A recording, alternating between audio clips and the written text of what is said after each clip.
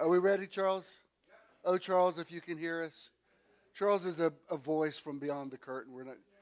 Some people doubt his existence, but I believe.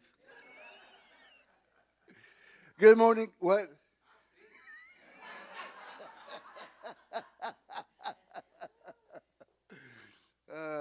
Good morning, those of you who are. First of all, good morning to you who are here.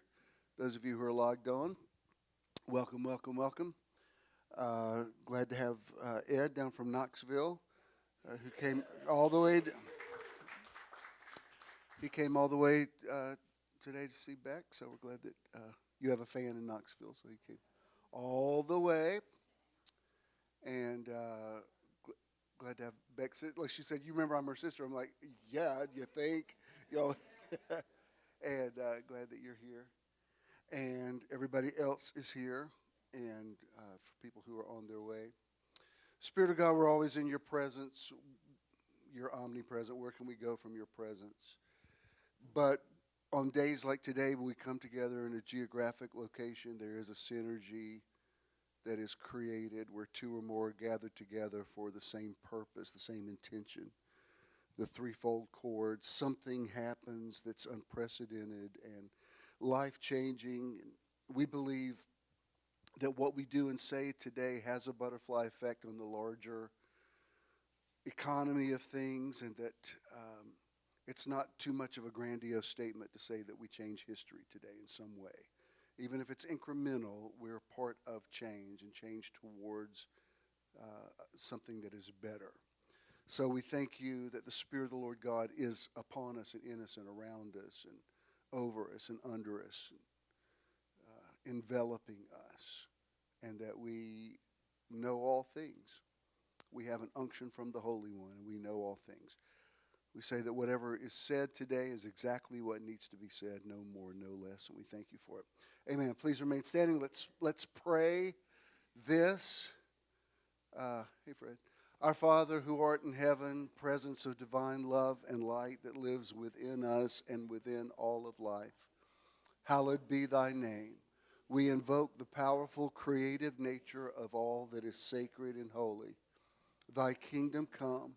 We embrace the healing essence that is the kingdom of heaven within us. Thy will be done. We accept our greatest good as we align with our divine nature, on earth as it is in heaven, knowing that the affairs of our lives reflect our evolving consciousness. Give us this day our daily bread. Each day we receive great blessings from within and throughout all the activities of our lives. And forgive us our trespasses as we forgive those who trespass against us.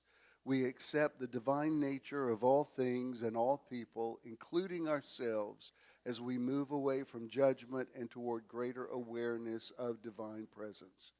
And lead us not into temptation. We shall be vigilant in expressing and experiencing the oneness with all life. But deliver us from evil, as we are learning to live without fault-finding and suffering. For thine is the kingdom and the power and the glory forever and ever.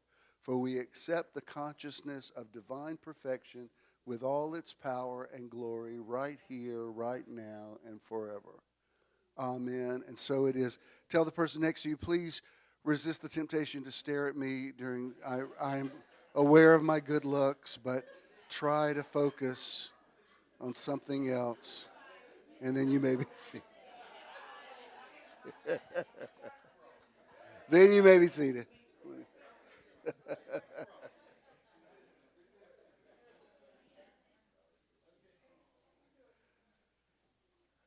Again, thank you for being here today. I'm going to forego doing a meditation or anything, so I want to give us plenty of time today. But I do have a couple of things to announce. First of all, our outreach for this month is Amnesty International, and we've given to them before, but it just seemed like I don't say a lot. I just like whatever people post online. That's like I may totally agree with what you're posting and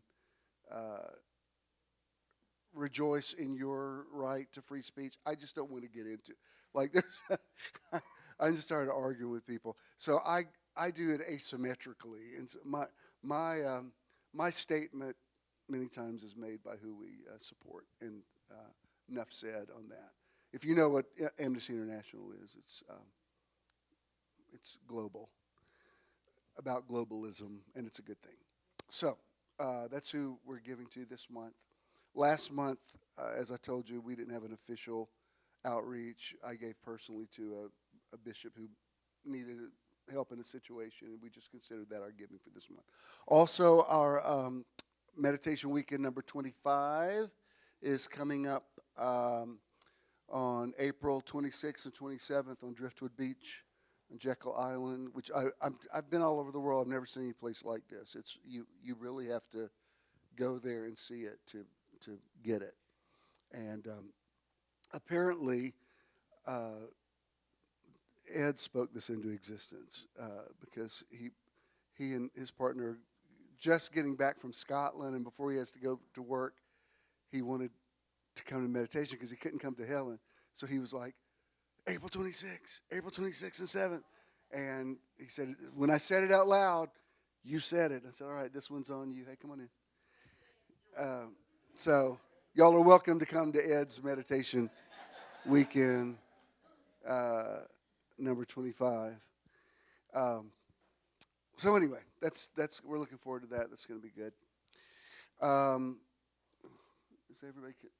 I'm waiting for everybody to get in. All right. Then we'll go ahead and get started. Charles, are we ready for the podcast section? Yeah. Welcome to the Metron Live podcast, coming to you from the Atlanta Theater in the Atlanta Midtown adjacent neighborhood of Kirkwood. Metron people, would you please welcome the podcast people? Today, we're doing something. We haven't done it in a while. I used to do these In the Now with Jim Swilley programs a good bit. As a matter of fact, the first time I ever did these, Bec was a part of that. That's when we did the group thing. And we, I think the last time we did it was with Wellington, because you shared your testimony of coming from Africa. And it's been nearly 2 years ago that we did it with Jared. Can you believe that? Is it just me, or is time going so fast that it just feels surreal? But anyway, I'm very happy to introduce you to somebody that most of you already know. Bec was a part of when we did the Church of the Now Midtown, and certainly a presence online. And amazingly, it's been years since I've seen her in person. We communicate online. She's the only person that's ever posted that I'm a hottie for Jesus. So there's that. And it got the Best Comment of the Day award. I'll take it. So I'm having T-shirts printed up and everything. But I've always loved and admired Bec, and that's gone to a whole other level with some of the things that she's done recently. And I could go on and on about her accolades. She'll talk more about what she does. We're doing this as interview, but she'll be able to minister however she wants to. And she does have her book here. It's called The Baptist Misfit, Tales of Effing Amazing Grace. And let me go and give this disclaimer. You might hear swearing today. I can't. The language spoken here today does not necessarily reflect that of Master. But I've read this, and it's very. We're going to talk about it. But I will give this. This is the blurb on the back cover. She's going to be here. She's got them. This is here for you to purchase one of these, and she will autograph them for you. Bec Cranford is a self-identified Baptist misfit from Atlanta, Georgia, floating in the mystical world of ecumenism and interfaith conversations. She's also one tough mother and an advocate for the unhoused. And when I say advocate for the unhoused, I mean she actually has worked. Like, I've gone in and ministered for years, but she's been in the trenches. It's easy to go in and throw a gospel bomb and run. Being there day in and day out and clothing and housing people, that's a whole nother thing. That's why I think the people that take, I know homeless isn't the politically correct word now, but people that take care of that community, you know, when Jesus said, I was hungry and you fed me, I just think, you know, if you're wanting if there is a Jesus somewhere that gives you rewards, don't even, if these people are in line, like, don't even get in line. Just like, like you're not going to get anything. It's the homeless ministers. They're going to get it all. So just giving you a heads up about that. Currently, she is working as a spiritual director and a contextual education supervisor for Candler School of Theology. And I'm impressed with her resume. And without any further ado, would you please welcome, and I mean one and only, because they threw away the mold when they made this one, Bec Cranford. Debbie, come on. I'm going to come sit right here. All right, Charles, we're turning this off and turning this on, right? Look how high-tech we are now. Come on, man. What's up with that? Next level. I'm telling you. It smells good right here. It smells great. Hey, y'all come in. Hey, Carl, we watched the Cordially Invited. We saw you in the... Yeah. I never could see you on the Saturday Night Live one, but I saw you on that one because I'd already watched it, and we were watching it last night. I said, yeah, he's right there. He's right there. He's right there. We kept seeing your very famous head. Wow. How is it possible that it's been so long? Did it blink? Like, I feel like, I don't know, timeline slips or something. I'm not sure. Multiverse theorem. Who knows? It does. Well, I have a theory that when you're a year old, one revolution around the sun is 100% of your life. When you're 2 years old, it's 50% of your life. And relative to your lifespan, every year that you make that circle, it's just like, whoa, there's another, there it went again. So I believe you're here today by divine appointment. I love you. I've always loved you. And I have several observations I want to make about the book, but just for a reference point, tell everybody sort of your resume, especially in the last few years. Like, what have you done and where are you now? Sure. Why are you at Candler? What's up with that? Yeah. So, yes, for 10 years I've taught at Candler School of Theology at Emory University, and I work with students who are preparing to be ministers, but it's the time that they serve in the community. So that could be chaplaincy, whether it's in the prison system or if it's in juvenile detention, hospitals. It could be working with people with cognitive disabilities, the unhoused. You were at Columbia for a while, weren't you? I hung out there a couple of times, but and I've taken some courses, but I haven't taught there. I'm sorry, I didn't mean to interrupt. Go ahead. No. Columbia's cool too. Like we're really gifted in the city of Atlanta with so many great schools. We have like the ITC, Emory, Candler, just some great schools. So I'm doing that. That's been my kind of like adjunct professor, kind of one of my little part-time side hustles, I guess you'd say.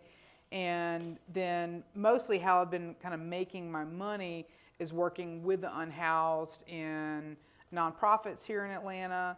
For 10 years, I was the director of community engagement at the Gateway Center, which is Atlanta's largest homeless service agency.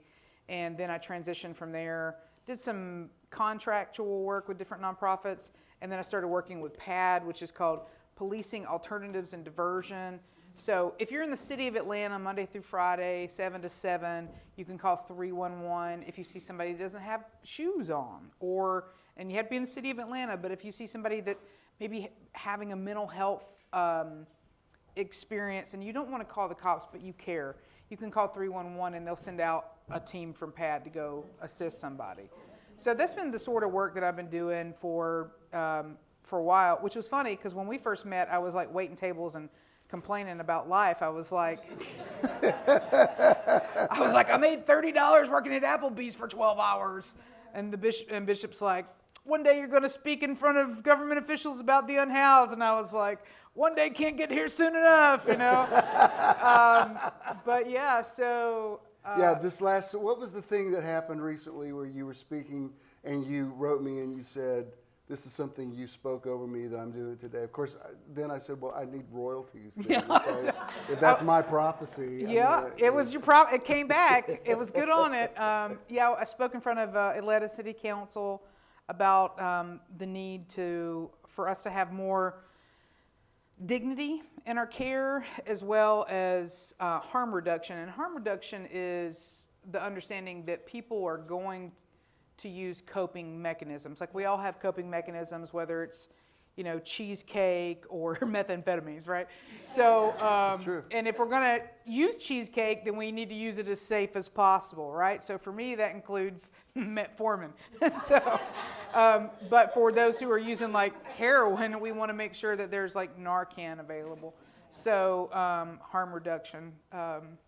Anyways, cheesecake in moderation, people. Moderation.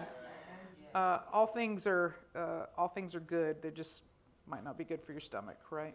Right. It's interesting because the old school way of evangelical thinking was that was enabling. And I've been with people before, like out somewhere, and somebody will come up who clearly has got substance abuse issues, and they ask for money, and I've heard people say, I'm not going to give you that money, you're just going to use it on booze. And you think, well, duh, you think, but the guy's about to go into DTs, that's actually what he needs right now. Yeah. And if you think your self-righteous platitude toward him is going to cause him to get deliverance, you're sadly mistaken. So you have to meet people where they are. I believe when Jesus asked the disciples if they caught any fish, you know what I think he was asking? If they caught any fish. You know what I mean? It's like he actually cared about people. That's what you ask people that are fishing. So go ahead. I'm in your. I had a kid. That's the thing that happened. Which a side story. I was told I would never have children my whole life, and was told I was barren. Was told I had early. I almost said olfactory failure, which is not true. This works quite good, but ovarian failure.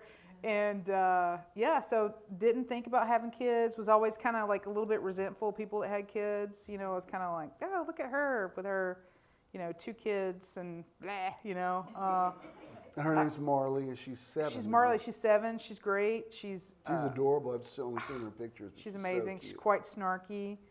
Her personality communicates through the pictures. You can tell. She's a gift. Yeah. So, trying to think what else. Yeah, just been doing some spiritual direction. Joined a program 3 years ago here in Atlanta. It's an interfaith spiritual direction program. I met a rabbi at a Black Lives Matter protest and prayer march, and we just became. Of course, where else are you going to meet rabbis? Right, I'm like, I met a rabbi when I was down at the bar, at the leather bar, so, at the Eagle. So, there we were, wearing our leather. I was telling, hold that thought. I was telling them the other day, I was being particularly transparent, and I said the first time, I'd never been to gay bars, prior to coming out. So when I first came out, it was like, well, all right, this is my community. So, and I said, the first one I went to was the Heretic. Oh. And I'm standing in line. The guy who takes my ticket's like, hey, Bishop Swilley, how you doing? I said, where do you know me from? He said, I play the organ at Victory Tabernacle. Okay. So I go in, everybody, hey, Bishop, hey, Bishop. I mean, it's like, I got recognized in the Heretic more than I ever at an ICCC conference. Bishop, we love you. And I'm like, okay, it wasn't quite what I visualized. But, and then one time I was at Bulldogs, and that's like, good Lord. So I won't say what black megachurches were represented in there, but wow. It was like, we should have a seminar in here. Anyway, you met a rabbi at a Black Lives Matter march. And who hasn't? Who hasn't met a rabbi? I mean, he's amazing. So he became my spiritual director. We started talking, and I realized that since a very early age, I've loved to talk about God and hear people's stories about God, like wherever they were from, whether it was from my friend that was like a hoodoo priestess, or it was sitting across from a Buddhist monk. Like, let's talk about those kind of things. And I also love talking about the kind of stuff that, you're not supposed to talk about, right? Like, I want to know those sort of things. And he was like, Bec, I think you'd be a really good spiritual director. And I was like, oh, wow. And I hadn't even thought about that. And so I'm in this 3-year program, I'm about to graduate. But the practice of spiritual direction, you're not directing or guiding anybody anywhere. You're really just asking questions. Facilitating. Yeah. And they just have these epiphanies in front of you. And it's like, to witness that sort of stuff, it's a gift. And, when Jesus talks about not to give your pearls before swine, and he's not calling anybody a pig, but he's just saying like how pigs don't understand a great gift. What a great gift it is for people to have epiphanies about their life and to find healing, and you're in that presence. So I'm doing that as a little bit of a side gig as well. Always the constant hustler, trying to side gig some stuff up. And, just it's be hard open. out here for a pimp. I know, Hose for the Lord. So side note, there was this cult called Hookers for Jesus. And at the time, it was like in kind of the 70s charismatic revival. And right before they, in their John, would reach a certain zenith, we'll say, she would say, would you accept the Lord Jesus Christ as your personal Savior? And that was their way to go about salvation. I'm not touching that one. Zenith. It's interesting. Back in the 70s and early 80s, when I worked with my dad, his church was in Midtown. We had quite a few prostitutes that got born again, and it was a problem for them because they were so used to making quick money. And now they're like, I'm a Christian and I'm trying to work, minimum wage job somewhere. It was a challenge. That's why I'm glad that you fill this kind of niche, because there has to be a language for people that is spiritual and practical, which I don't think those things are mutually exclusive. I think that's fascinating. If I've ever met anybody who's in their calling, you definitely are that. There's no doubt. I want to get into this. Was that everything? You got us caught up where we are now. Several observations about your book. It took me a minute to read it because I know triggers has become such a cliche now, but when I saw where you were going with it, I'm like, oh, I gotta, because I have my own journey. Mm-hmm. Do you know what I mean? Mm-hmm. And not just about dealing with parent issues, but church issues. There's a lot of stuff.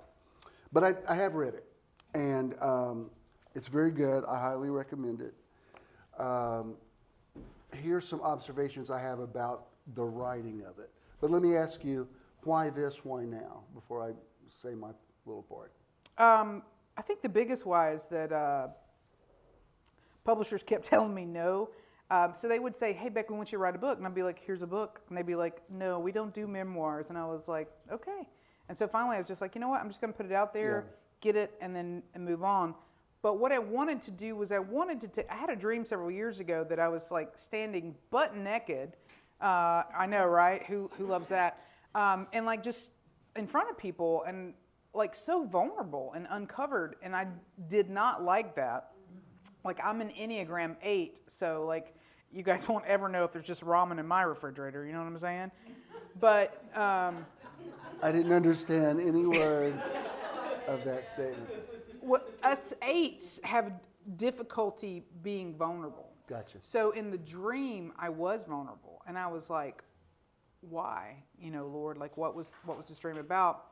but I felt like if I could tell parts of my very vulnerable and wounded story, it may help others processing their wounds so that we can all, become like Henry Nouwen talked about the wounded healer.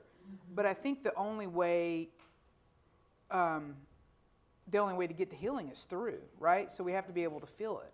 And that's not that we dwell in it and be like, oh, I'm such a victim, which I was definitely a victim for a very long time, and held it. I was like, this is my trauma story. But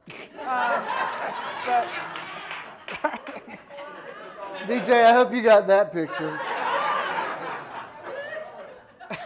But, yeah, so that was kind of, that was sort of the persona of who I was, but I realized at some point in time if I wanted to find healing, I had to walk through it. So the reason why is because I do want us all to heal. And I think in many ways, I'm very much aligned with a lot of things that you've saying. And I was able to hop into something you were talking about a year ago, and it was about the revealing of the children of God. And I think that time is now. That is the zeitgeist, that we are in. But in order for us to be fully who we are, we have to heal. And some of us don't want to deal with any of that stuff from the past. The Apostle Paul says skubalon. That's skubalon from the past. But I think let's do it. Let's go ahead and heal. Let's get into some hard places together, and let's stay in it together until we heal. Because when we do heal, it's going to be like X-Men. It's going to be on. The healing powers are going to be activated. Y'all are going to be walking down the street, and you're going to have those hot palms. You're going to know. You're going to sense before. You're going to understand the pain that somebody else is going through. You're going to be able to minister and say the word that you need to say in that time. And we are the revealing of the children of God. It is us. It's Christ in us coming out, right? That's who we are. That's awesome. First of all, to your writing style, what I like about it is you write like you talk. Several things, I'm an only child. I'm going to try to make it about me some way. But several things that I admired about your book are things that people told me about my books. And as a reader, I was thinking, oh, that's why people like that. Because if somebody's very verbal, which you are, and then you read something they wrote, and you think that doesn't even sound like them. If a part of me, seeing where you were going in academia, I thought, if I read this, please sound like you. Don't we had the same alma mater, which I had forgotten. You were there many years, and your experience with a certain professor that you mentioned is very different from mine. So it helped me sort of rethink him, because I thought, oh, wow, because I encountered him at the early part of his, and he clearly must have mellowed out a lot by the time you encountered him. So good, that's good. I'm glad to hear that people evolve. But when I was in college, we both went to Southeastern University, and the guys that I knew just as guys that lived on my hog, just guys I hung out with, when I would run into them in later years, they were like a completely different person. They had taken on this preacher persona, and they had a different type of voice. And it's so weird, when somebody would come up and say, and you'll know what I mean by this, you'll recognize this. Somebody would say, hey, how you doing, Brother Jim? What's God saying to the church now? I'm looking at him like, that's not the way you talk. I was interviewing one guy one time on the local TBN, and he got upset that I said this, but I was listening to him. I said, you know what? Just when you're in conversation, you sound like you're preaching. I said, I don't sound like I'm preaching when I preach. It's to me, it's stream of consciousness. I'm talking, I get the microphone, I'm still talking, I put the mic, and it's such an affectation that people take on to think this is the way this is the way I've got to be to survive in church world. So I'm glad for your authenticity. The way you use humor is, I've told this many times, but I used to speak at Beulah Heights once a year, and I never liked it because the student body liked me, but the professors, even in my watered down state, it was too much for them. And one day I went, I was using humor a lot, and I could tell the professors weren't feeling it. And so when I'm leaving to get in the car, one of them starts approaching me, and I thought, oh crap, he was like, what? And he said, you know, I've always thought that iconoclasts have to know how to use humor to do. And at the time, I wasn't totally sure what an iconoclast was. I'm like, what did you just call me? You know, your mama's an iconoclast. But I didn't want to appear ignorant. I was like, thank you. And then when I looked it up, I thought, well, that's one of the best compliments somebody's ever given me. That you can, a spoonful of sugar makes the medicine go down. Mm-hmm. And with a little bit of humor, you can kill sacred cows without traumatizing people. Mm-hmm. And you do it, I don't even think maybe you do, but I'm not sure you even realize how effective you are with it. Because just the way you're casually writing in everything, I'm like, this is just going to set people free.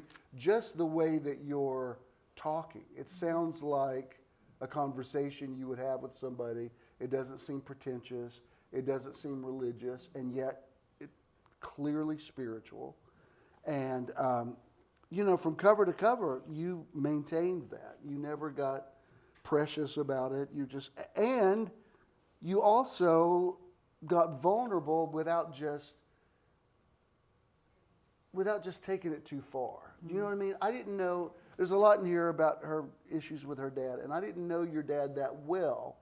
I knew him because you guys would come to Church in Midtown, and never any negative about him. I just didn't know him that well. I thought he was very cool and certainly was very verbally affirming to me. So, and it was very touching to me, the things that you said that he felt about me. And you told a lot of things about him, but I didn't feel like you were just eviscerating him. You were just saying, this is just what happened, and this is how it affected me. I didn't get through with it thinking, man, now I just hate the guy. I didn't feel that. In fact, you know, I've been saying for years that my theology is yes and instead of either or. And this year I've taken it even to a much more than just about theology.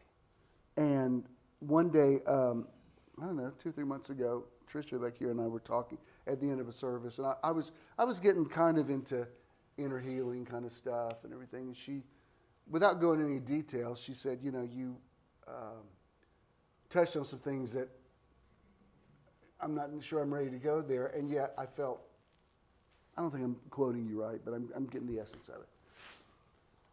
And without filling in the blanks, I kind of could tell where she was going with that. And I said, you know what, it makes me, I feel like when we talk about issues with parents, with our childhood, when somebody says something like, and I would use this analogy if I hadn't read about your dad. But if somebody says, my father was an abusive alcoholic, but he was a good provider. When you say the but, it sounds like you're minimizing the effect this person had on you. And it's a very nuanced thing, not everybody, the tree of the knowledge of good and evil looks so much like the tree of life that unless you're a spiritual horticulturist, you don't recognize the difference. People who really have eaten from the tree of life, they pick up on those very subtle things. So I said, if you change it to, my father was an abusive alcoholic and he was this, then you're just saying it's just the composite picture of who he was. And I can't whitewash it and pretend like these negative things weren't there. They were what they were, They affected me the way they affected me. I know you know what I mean by that. The but excuses it. The and says it's part of the whole process. And I think there's, as we've said, there's healing in the and. And I feel like even if you weren't intentionally doing that, you really captured that. Because your dad had issues. There's no doubt about it. And it didn't, you were very vulnerable, very candid, very transparent, but it didn't feel mean-spirited. I've read memoirs before that I just felt like, I felt like I wanted to take a bath afterwards. It's like, it was just TMI. Yeah. And there's a real, you have to finesse your way to find where that balance is. How do I tell you enough? Like, I've been very candid with you about things that I went through with my dad, but I don't want you all to think my dad was a bad man. He wasn't a bad man. Like, the man that you saw in the pulpit, that was him. That wasn't a fake. That wasn't all of him. That was the tip of the iceberg. And the iceberg under the water, I have nightmares about sometimes, even now. Mm-hmm. And, you know, when my dad was like fiery Pentecostal preacher, and when he'd be like screaming, turning red in the face back in the early days, it was traumatizing for me because it looked and sounded exactly like he sounded at other times. And everybody else was shouting and praising the Lord, and I'm in a fetal position. Like, you know, I'm so scared of him. And so I could relate to that. It, like I said, it took me a minute to get through it all. But I thought, no, you did it. You really did. I don't know if you, did anybody proof this, or is this you just? I had a couple editors that helped out in the process. Because you got to be careful with transparency. Yes. Avery was one of the proofers of my last book, and I was the most candid, closest thing to a memoir I've ever done. And after she had read it, I said, we were having dinner one night, and I said, is there anything, just tell me the truth, is there anything that you've read that makes you go, and she didn't want to rebuke me, but she said, are you sure you want me to say it? I said, yeah, I'm asking you, because I don't think anybody else will tell me. And she said, I think the letter you wrote to your first wife sounded a little heavy-handed. And she said, I just think we're going to regret it later. And I went back and read it, and I thought, you know what, you're right. You're totally right. Those aren't even issues that matter to me now. And I edited it. And I was glad that I did. Because once you put it out there, like, it's out there. And so finding that sweet spot between saying, and I think you've done it successfully in this. And this is the first of many books. You know you're officially an author now. And so you're going to give birth to a litter of these. Which will become a nation. They just call me a bitch.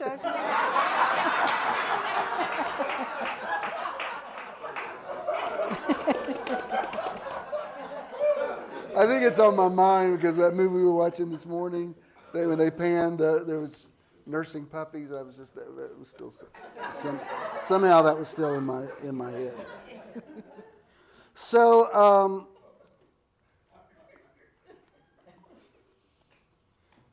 so how long has this been out now? How many weeks? Oh, I put it out. I launched it November 11th. Is there anything you said in here that you wish you hadn't said? No, I went back through and I calmed it. I was worried for a while about some things. I finally had a really tough discussion with my mom because I was kind of vulnerable. And I've always heard it you should never tell anyone else's story, but just tell your own. And I wanted to make sure I wasn't telling too much of her story.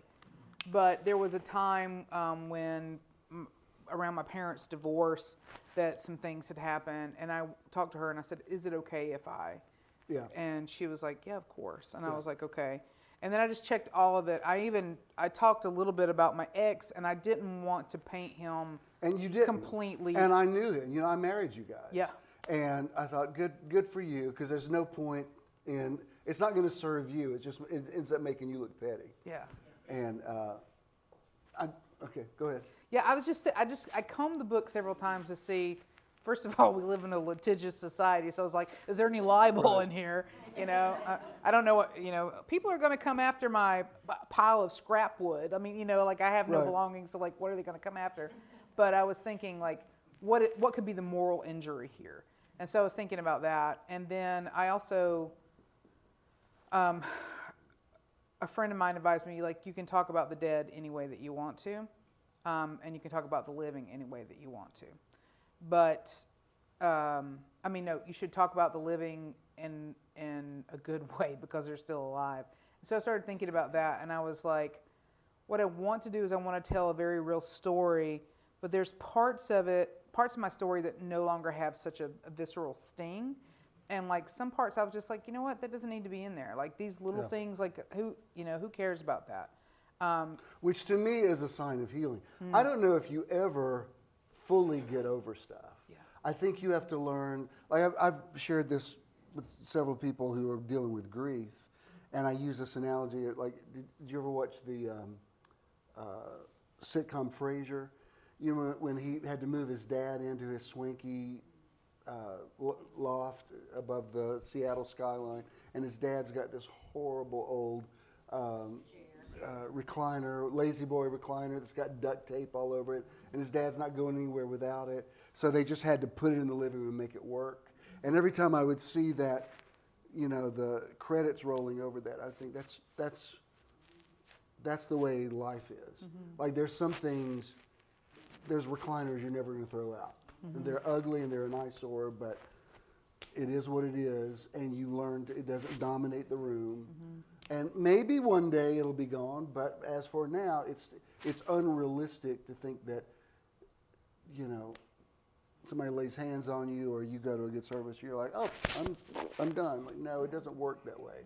It's line upon line, precept upon precept, and then going back and reading and realizing, oh, that's not the issue now that it was. And I think I didn't see anything in this that I thought, oh, Bec, you're going to regret saying that. I didn't see that at all. And for someone, and I'm only saying this because you've said it to me, who is, you've called me a father figure.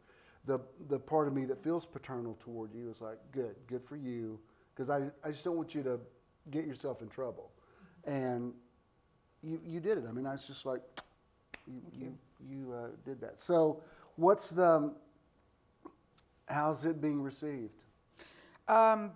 It's slow, and yet the people that have read it, they've come up to me and they said this really, it's been very helpful, or they've bought it for friends and said my friends really enjoyed this. I've had a lot of people that are church people that have bought it for their kids that are like done with that shit. Excuse my language, but you know what I'm saying. And they've said that their kids have received it pretty well. Like there's a spirituality that is beyond institutional religion or the frameworks that we grew up with, and we can deconstruct and then find a spirituality that works for us and not have that sort of shame-based, guilt-based legalism that maybe the framework that we grew up in. So that's been really good. And then I've had I had a couple people. I attend a very traditional United Methodist church, and I love it. I have like grandparents for days, and it's great. And we're part of the dying main line, right? So, and I had a couple sweet ladies go, that was a very interesting book. And I was like, well, so I've had that reception as well. But I've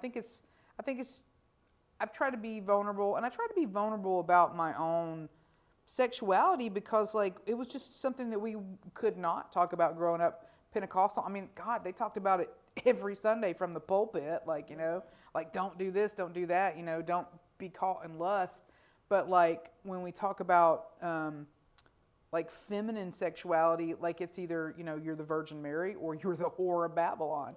And there's nothing in between, right? There's no red-blooded, hot woman in there anywhere. So, and being at Southeastern, like it was just, it was rough. Like, you know, a lot of the girls that were there were like playing the piano, and they were working on their, you know, bridal college degree. You know, they wanted to be a pastor's wife, and I remember people, they'd have prayer requests, and I'd just raise my hand and be like, "Can y'all pray for me? I'm horny." And like the students would just like, Yeah, they didn't. laugh, but I was like partly confessing. Yeah, they didn't enjoy that at Southeastern.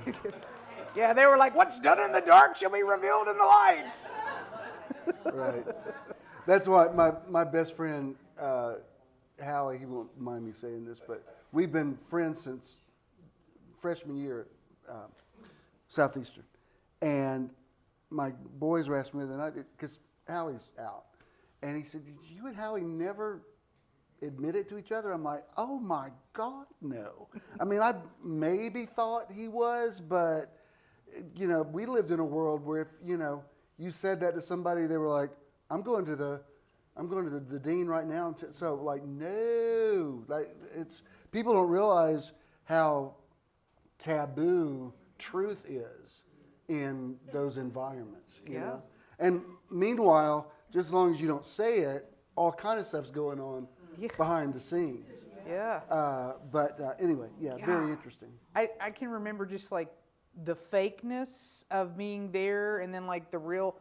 I remember, you know, I would be praying at the altar. You've heard people say pray the gay away. Like, I'd be praying the straight away. I'd be like, you know, make me a nun. Like help me. And, you know, they were always monitoring the way that women would dress on the platforms. You know, no yoga pants for the ladies, no low-cut skirts.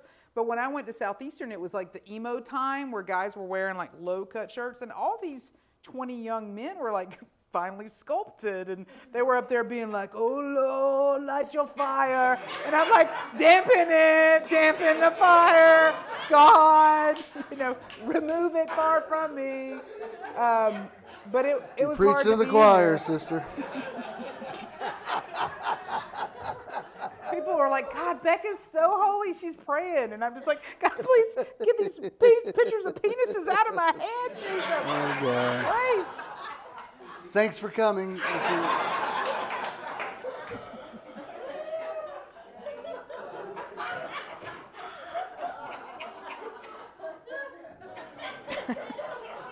Well, you know, I've laughed about it so many times, but, you know, before, is it okay that I say what I said to you before? When I did premarital counseling with you, I said, "Beck, can I just ask you this?" I said, "I don't want to hurt your feelings, but I'm willing to marry you." She's marrying a man. I said, "But you're not gay, right?" And I will not repeat to you what she said to me. It really helped me overcome stereotypes. Because I'm like, clearly you can say it to me, I'm good with it. And if you want to say, like I know, believe me, I know plenty of closeted gay people that are married to the opposite sex. If that's your journey, fine, I respect that. Just, you know, and you're going to find this, and you probably already are finding it. You can't tell a little bit of the truth.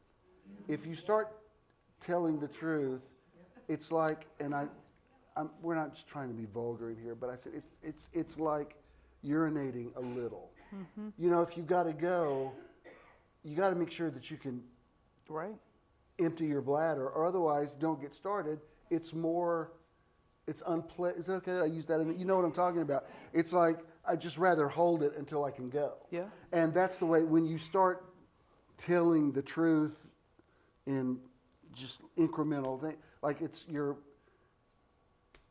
you might as well just go ahead and tell the truth without, you know, doing damage to yourself or other people.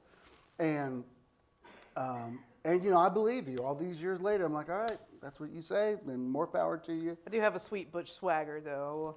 And you have a large lesbian following. I do. I mean, you know, she had I spoke at your lesbian Bible study. Yep. Which was, you know, an experience. And I'm thinking, well, my God, you've been truthful about everything. I mean, you know, if you were going to tell that truth, you would have by now. So I do think, and you know, I know all things are a spectrum, and I know that we move in different ways.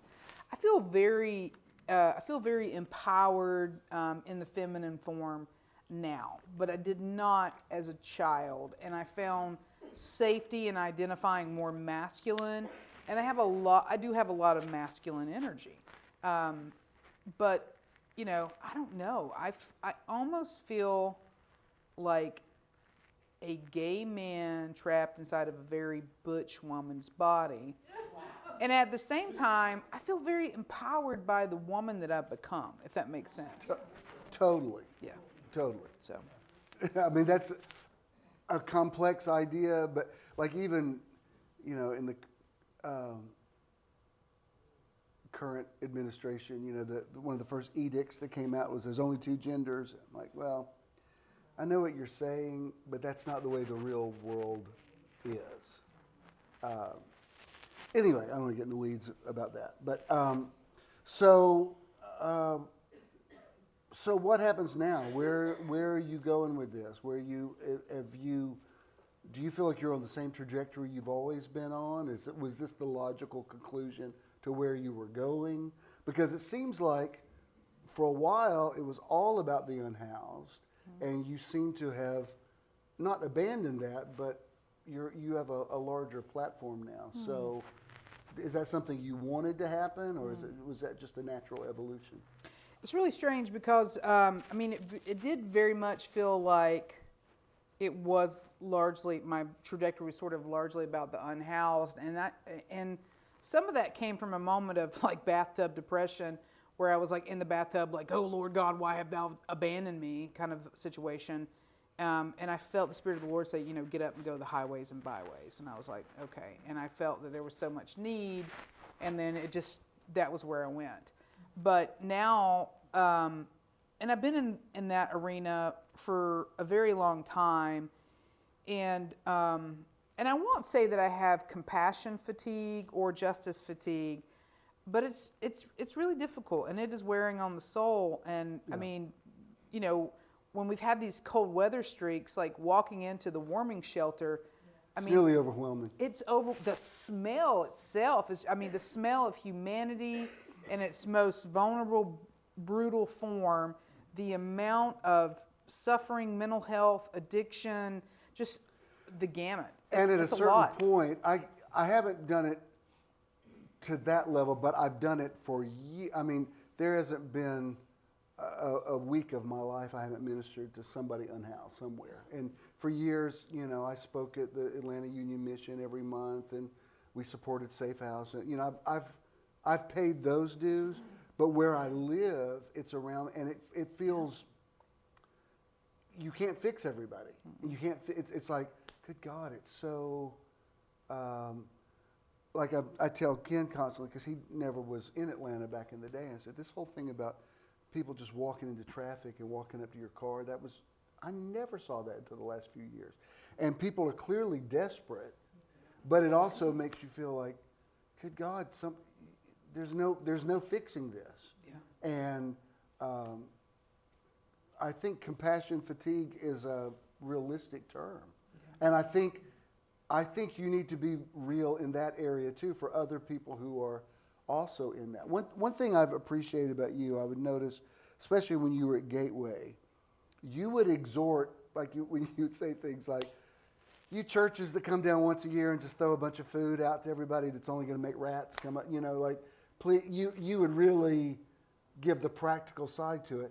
But you didn't feel like, because as a pastor, I know, like when people said you weren't doing enough, you think, good God, what more can I could show you all the stuff that we're doing on a regular. Every guy that I buy dinner for, do I need to call you and say, I want you to know I'm on it? And sometimes when people are compassion fatigued, they project their anger onto other people. Like, well, I'm doing all this. Why aren't you doing enough? And that when you get to that place, you have to really balance yourself between the prophetic and just becoming a drain on everybody. Yeah. A little bit of that goes a long way. I got a text a few days ago from a friend that was just like, blah, blah, blah, blah, blah, I'm so angry, blah, blah. And then it was like, GD at Bec, choose a side and come out. And you know, for like a hot second, I was like, I'm going to respond to this text with like this, you know, long litany of how holy I am and how virtuous I am, actually. And then I was like, no, I'm not. Like, my friend is in a moment of frustration. It's not about you. And upset. This is not about me. I don't need to take it personally. I'm just going to let it go. And I'm just dropped it. And I don't placate people who are trying to champion their own attempts at being a social justice warrior. Right. Like, we don't need to be in the oppression Olympics. There is real suffering all over the world. Like, let's just do our little bit of good where we are. And like, don't Exactly. You know, I don't need to worry about you if you've been a big enough ally for transgenders. Like, that's your business. You do what you need to do, and you don't need to worry about if I've been. You can't shame somebody into that revelation. That's a tool of oppression. Totally. That's a tool of the master. Audre Lorde said we can't dismantle the master's plantation with the master's tools, and shame and guilt is a tool of oppression. When I first came out, you know, there's many really great gay churches that label themselves as gay churches here in Atlanta. And I think when I first came out, I made the rounds of speaking at all of them, and then we kind of went through, like the last time I was invited to speak, there was a prayer service that they do the night before Black Gay Pride. And most of those pastors were there, and when I did my thing, I said, before I pray, I said, can I just say something? I said, I think I get the vibe that some of you think I'm not enough of an activist, and just so you know, I applaud what you do. It's just not what I do. My activism is just living my life out loud and showing everybody this is who I am. I don't make any, that's my husband. We're both grandfathers. We're good fathers. You know, I show by example. I'm never going to march in a parade. I'm not. Those that do, more power to you. It's just not my jam. And I could, you know, my relationship with all of them is strained because I don't have a gay church. You know what I mean? I want this where people can just say, somebody can walk in and say, like I married those two back there, and they don't have to make a statement. I don't have to walk in and go, this is my wife. I'm like, yeah, I married you because, you know, it's like you asked me to marry you. It wasn't a gay wedding. It was a wedding. And that's the world that I live in. The building where we live, it's as far as I can tell, it's pretty much all straight people living there. Once in a while, we'll be on the elevator, and I'll say, I've never met you before. I'm Jen, this is my husband, Ken. And we live in a world where nobody goes, what? Your husband? You know, they're like, oh, hey, good to meet you, because they're used to that. I'm a metropolitan dweller, and but the whole thing about shaming people, there's even sometimes people go after me because they don't think I'm verbal enough online about politics, and I'm like, I don't know. I think I've said a good bit. I mean, I don't know if you listen, but I think it's pretty clear. I mean, I've lost some people because of it. But don't judge me by your standard, because I can come right back at you and say, why don't you say more about this? It's like, that's your journey. You know, your ministry is your ministry. My ministry is my ministry. And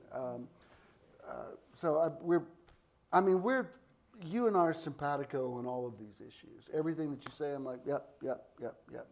I mean, I give you a continual thumbs up on things, because I think you've really found you've maintained your authenticity, and you're clearly in a place of being elevated, and your gift has brought you before great men, great people. And that's great. I love to see people do well in authenticity, you know? And you see it in the arts, you see it in the, it's time for people to fully see it in ministry. And I think when you are yourself, you subliminally give permission to other people to be themselves. And I think that's where you were going with was this. It's like, if I can tell you my truth, maybe you don't have to write a book about yours, but maybe you can recognize some of your story. where are you on the healing journey just in your personal life? I mean, did this help you? Was it cathartic? Yeah. And I don't mean just ministry, I mean for you personally. Yeah, it was very cathartic to write. Maya Angelou says that once we tell our story, we begin to heal. And I think that's true, that we do need to tell our story, but we have to be careful who we tell it to at first, right? So I'm at a place in my life where I can tell my story to the masses, and if someone looks away, I know that's about them and not about me, and I'm okay with it. But I haven't always been that way. I carried a mask of rejection on for a very long time. And I think we heal, like, from glory to glory, right? And I've been doing a lot of work around my own childhood stuff and how it plays out. Like even rushing the other day, like I was rushing to do a whole bunch of stuff, and I was like, blah, blah, blah. I was like, I got to get this done. And I had like a lot of anxious energy, like very frenetic stuff about getting everything done. And have you guys ever heard of like rage cleaning? Like where you're like, I'm going to bleach the fuck out of everything, right? Excuse my language. But like, you're like super cleaning. And it's kind of like it's just this frenetic energy, but you're like doing something. And I was reading about how that's actually conditioned trauma response because it is something that we can control. And I was like, that totally oh makes sense. My God. And I was like, wow. And so I was thinking about like rushing. And then I was just thinking about Jesus being the great, Bodhisattva guru. And he's like with his disciples, and he's like, sit down, consider the birds. The lilies. Go look at a flower. The lilies. Like calm down, slow it, breathe it. Like he's doing some somatics with the disciples, getting them into breath and just being in the now. Right? Let me write that down. If I ever start a church. Something about the now. Maybe if you write a book, something about.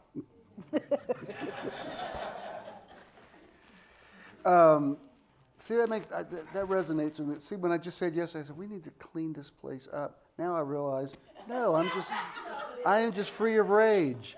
We don't need to scrub this bathtub.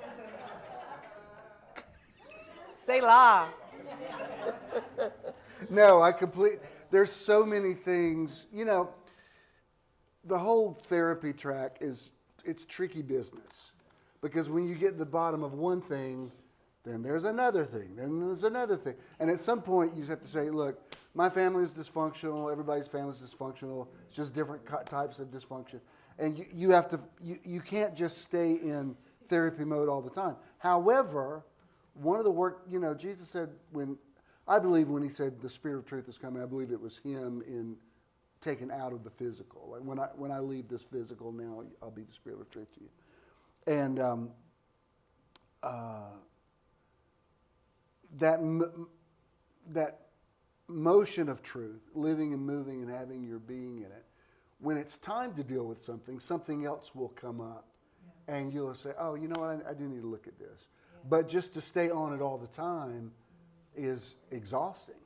Yes. Sometimes you have to say, I'm a hot mess and it is what it is. And, when you really have to pay attention to it is when it starts affecting your relationships and the people around you. Then you have to say, why am I doing this?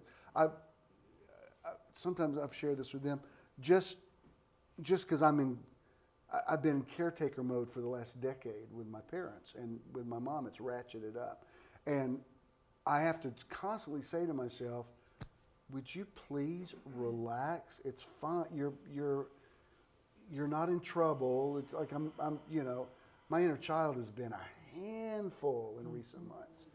And it's so easy for people to say, well, just let it go. I'm like, oh, let me write that down. Let it go. Okay.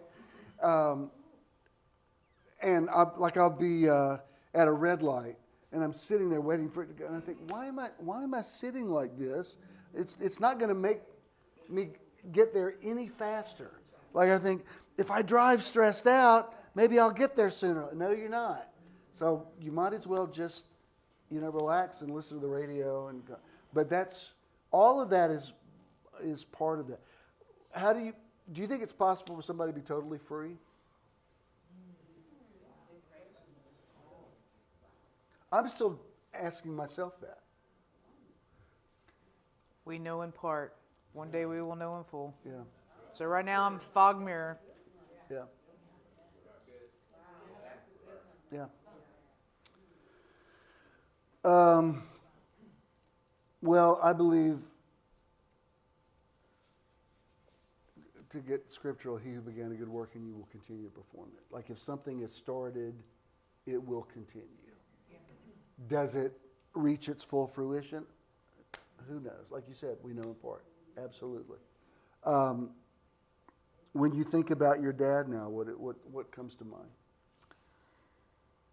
A lot of compassion. Have you had any visitation from him, like in dreams or anything? Because I haven't heard anything from my dad, like nothing. People have asked me, like, has your dad spoken to you? I'm like, he didn't speak to me when we were alive. Why would he get chatty? Why would he be chatty now? We never talked, except when we were in church. Why would we talk now? Like, I keep waiting.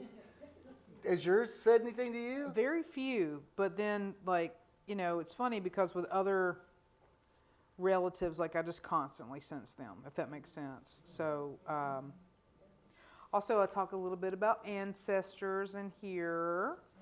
So for those of you that grew up super evangelical, you probably heard that all of that was wrong. We're totally good with that. But, okay, well, great. Well, As a matter of fact, Wellington back there, Wellington, he came to, we did one of our meditation weekends in Cherokee, and I was talking a lot about indigenous people and the people who've come here before, and Native Americans, and feeling their presence. And he said, you know, in African culture, it was all about the ancestors. And then when Europeans came in and evangelicalized us, anglicized us, you weren't allowed to even acknowledge the ancestors. And he said, I feel like you've given that back to me, that it's okay to talk to them and communicate with them and, you know, all that sort of thing. So in ancient Christianity, even within the Didache and the preachings, when the people of God came together for Eucharist or communion, it was amongst the living and the dead. And when you've heard creeds before, you've always heard it said, like, in the quick and the dead. Yeah. Because it's like, it's a continuum, right? So the veil is thin, the worlds are together in that kind of sacred moment. And we have a great cloud of witnesses, right? I've always thought it was interesting that on the Mount of Transfiguration, the disciples knew who Moses and Elijah were. Yeah. Like, it's not like Jesus said, all right, I know you guys aren't going to believe this, but guess who they are? Like, they knew who they were. Yeah. How did they know that? Yeah. I mean, were those guys popping in and out all the time? And when Jesus said, not everybody can get their head around this, but John the Baptist is Elijah. I'm like, what you talking about, Willis? That sounds like reincarnation. What's going on? You must be born again. When you start reading the Gospels mess you up. I tell you what, of all the things I could be alarmed about right now, because I'm alarmed about things in the political and in the ecclesiastical world, I find the most disturbing thing more than anything else is Jesus is being labeled as too woke. Like, you can't preach the Gospels now because the Gospels sound too progressive. And I'm like, that's the very definition of Antichrist. You guys are looking for somebody to come out of the Middle East and put a microchip in your head. It's you. There's not some guy. You're the Antichrist. That's the definition of this is what Christ stands for, and we are anti to it. What? And to see people just this week, seeing people in interviews that I'm related to defending that. I'm like, I feel like I'm in crazy world. How is this happening? And that's why I just keep saying to people, stay strong, stay strong. That's all I can tell you at this point is let not your heart be troubled. Don't let it overwhelm you. Because I've been going in and out of feeling overwhelmed, especially with people that I know who clearly have a different worldview. And they see what's happening as a great revival. And, God's moving. I'm like, man, we got different gods. That's not the God that you told me you believed in, because I know you from way back. I didn't mean to bring that up, but it's just, you know exactly what I'm talking about. Yeah. Because I'll see some of your posts. You'll post some things. I'm like, more power to you. I just don't want to fight with people. Yeah. Sometimes I'll send something to other people that I know and love and say, I'm never going to post this, but you might be interested. and when I see them getting into fights about it, I'm like, I dodged a bullet. I've opted out of, I'm never going to lose my prophetic edge, but just being confrontational all the time is wearisome to me, and I don't feel like it's very productive. I find that in the climate we're in now, if you're too dogmatic about something and somebody disagrees with you, they only double down. Yes. The idea of come let us reason together, it's not the finest moment for that right now. Yeah, I've tried to back away a lot. Oh, I'm not criticizing you for it. I'm just saying, like I even saw what you posted about the Holocaust Remembrance Day. Yeah. And your point was well taken because we're in some serious Germany deja vu right now. Yeah. And I mean, it's just like if you're a history buff, I mean, it's like, it's textbook, just right down the line. Teach your children not to hate. And no, I'm not telling you not to do it. I'm saying you're younger. Yeah. I try not to argue about theology online anymore. Every once in a while, I have some little young white boy who thinks he's going to know something, and I'm like, let me whip out my theological one because it's quite big. What I used to love,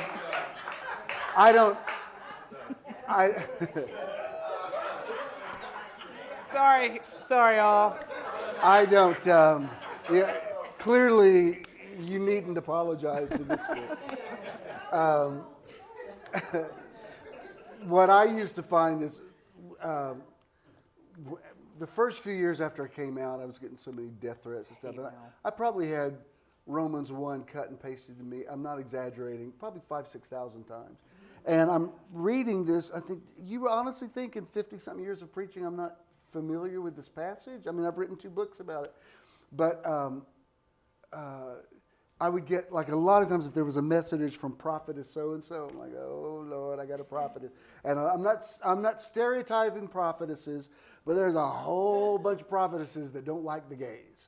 And they'd be going after me and playing the Paul card a lot. And I would say, okay, if we're going to do Paul, why are you even talking to me? Because if he's your criteria, he said women should keep silence in the church. I do not allow a woman to usurp authority over men. Women, I do not allow a woman to teach.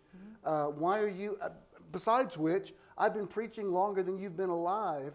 Well, if we're gonna go full Paul, rebuke not an elder. How about that? Right. And then I just got there. I'm like, you know what, baby? Why? It's enjoy, losing your peace. Enjoy. Go with God. Enjoy. Block. Shalom. God bless you and block. My block game is strong, but not so much now. That's kind of old news. I don't really have to do that anymore now. I've winnowed through. I've separated enough of the wheat from the chaff on my social media pages. But it's different times. That's for sure. One thing that I've learned from you over the years is sometimes you'll say something and then later you'll come back and you'll say, you know what, that wasn't the vibe I was going for. And I've learned that because sometimes in just a quick knee-jerk reaction, I'll want to be like, post. And then I'm just like, you know what? Let me sit back with that and see. If it doesn't feel good, I'll read it later, and I don't like this way this is making me feel. And it might just be something that just sounds too whiny or something like that. That's not like if I get the first person saying, "Hang in there, Bishop. It's going to be." I'm like, "Oh, hell no! I'm not that guy. You don't feel sorry for me, right? No. You might be an 8 on the Enneagram too. I don't even know what you're talking about. It's like you're speaking in tongues. I'm praying for an interpretation. Explain that to me. What are you saying? She seems to know what you're talking about. Yeah. So pop psychology, Enneagram. Is this the stuff that you say to me when I start glazing over? It's a fun thing. Maybe I don't know, maybe at one of your cool meditation weekends or something I can come hang out and Let's do it. That'd be great. We can do it together. Yeah. But explain just Bottom So line. it's basically, it's a system that came out to show like kind of what some of our motivations are, and some of our motivations can also be some of our wounding and how it shows up. So people who are technically H show up in the world as champions, as defenders, as protectors, kind of big, larger than life, moving, and then in their weakness, sometimes they don't want to be vulnerable, and also sometimes they push away intimacy. So that can be kind of our weakness. 2 is a helper, and so they show up as a helper in the world, and always wanting to go out and do things. But in their weakness is a neediness, like I need to be needed, right? So it talks about kind of like how our childhood wounds inform our bigger, larger persona, which is not necessarily our ego, but just kind of the way that we operate in the world. So it's an interesting modality to think about, like who we are as a person. You're so smart. No, thanks. I learned it from you. How did you? So you and your dad came because Robert Rutherford was speaking at my church. Is that how we connected? Yeah. So Because I don't remember meeting you. Yeah, my dad always loved you and knew of you because he was kind of a little bit loosely in the Word of Faith at the time when I was at the Assemblies of God Seminary. And I had been introduced to like the emerging movement, which was like Rob Bell at the time, Mark Driscoll, some other people, and Jay Baker. So I was good friends with Jay and had met Debbie Swilley, and then had moved back to Atlanta, wanted to start Church of the Misfits, and my dad was like, we should go to Bishop's Church because he's starting a gay church, and I was like, great. My ex was with me, so we came, and it was the day that Robert Rutherford was there. My dad, my ex, and Robert Rutherford got up, and he's like, this is the gay that the Lord has made. I will rejoice and be glad in it. I don't doubt it. I don't remember that, but I don't. And I was like, wow. But it was good. And I was being actively excommunicated out of the Assemblies of God, and you were very kind and gracious to me. It won't kill you. It won't. In my experience, I was very angry, but you were exceedingly welcoming to me. Yeah. Well, real recognizes real. And I'm very attracted to authentic people. I was thinking about this week about how people perceive you, and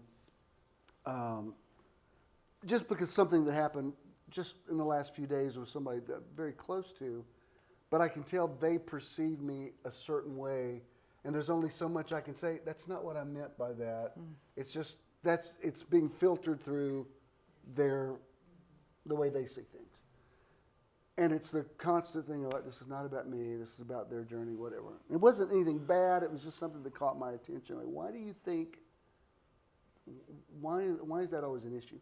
And I was thinking about, because I'm so aware of pop culture and the arts. And a lot of those people that were in sitcoms like in the 60s, that they never could get work anywhere else because they were, like Sally Field was one of the few people that broke out of it because she was the flying nun.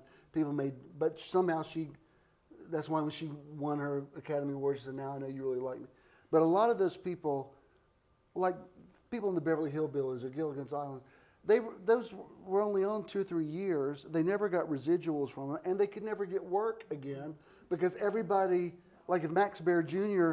applied for a job, they'd be like, no, you're Jethro Bodine. There's no way we're going to sell that. And I was thinking about that's how people form opinions. Once in a while, somebody breaks out of it, but it's difficult. And it just, in this situation, I thought, you know what, that's just the way.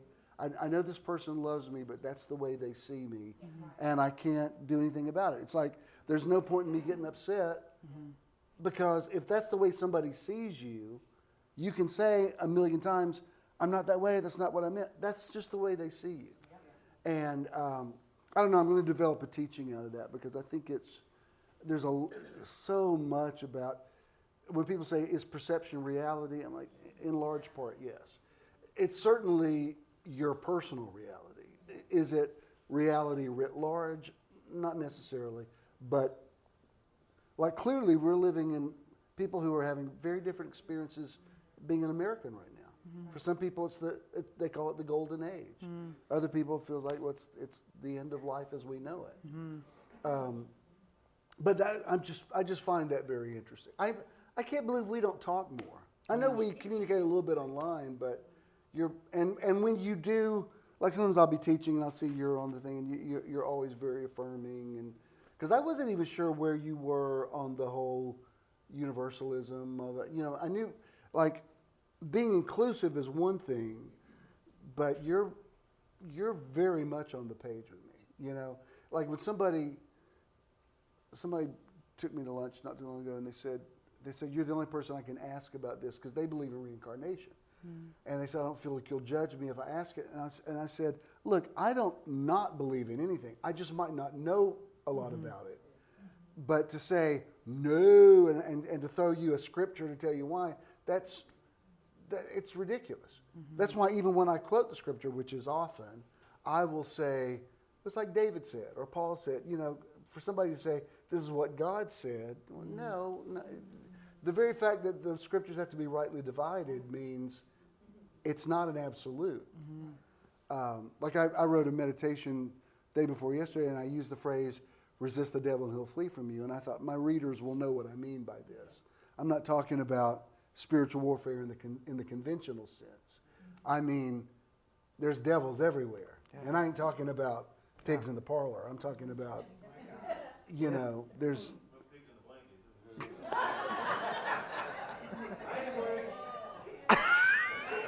We've heard from Charles.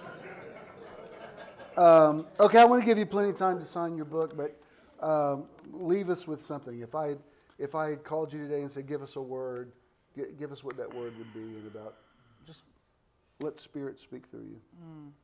Or if you've got a word for somebody, you got to do that. Let's do a little somatic exercise. Also, if anybody needs to step outside or do whatever, please do that. Let's do it. Okay, so we're going to call up a little bit of energy into us. So if you're able to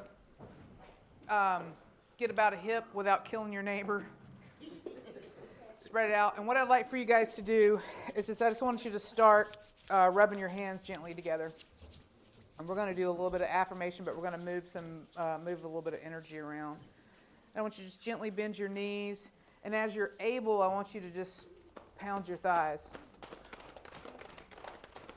Okay. Now, I'd like for you to take a breath in and hold it. And then when you let it out, vocalize. All right. Come up a little bit to your abdomen or your fupa. Spank it a little bit. Don't get too kinky now. Take a deep breath in.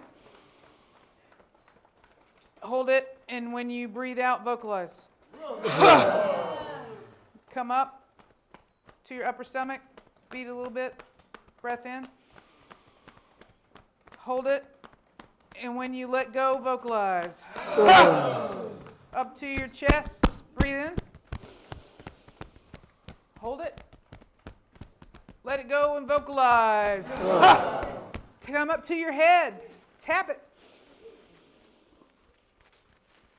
Hold it